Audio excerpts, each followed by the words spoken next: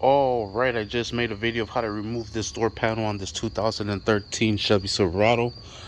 Now we're going to go ahead and remove this door handle. It's broken, so we're going to go ahead and replace it. Have the replacement right there. So if you want to know how to remove the door panel, make sure you check out that video. Once you get to this step here, you're going to simply pull this back.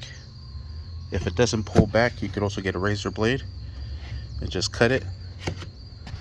Need both hands. I'll leave a trace of it behind, but that's no big deal because when you put this back, you want it to stick. This is going to help with the insulation of any sound and air noise coming from the outside into the cabin. But in order to do this, we just need to get enough access to remove that bolt there and remove that bolt right there. Yep, that's the one. So we're going to be using a 10mm with an extension to get that out. So let me go ahead and drive both of those nuts or those bolts out.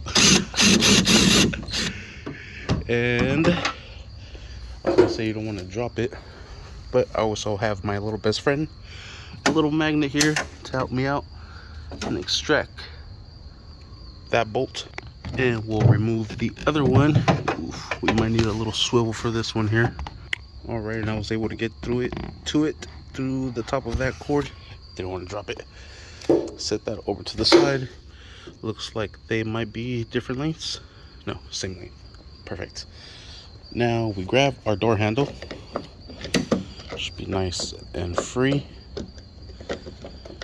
Still has the cables done inside. So that would be the next step.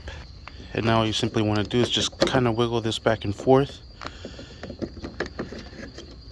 and bring it like this. You can see it from the other side. You kind of need to work it out. You can see it coming out. There it is.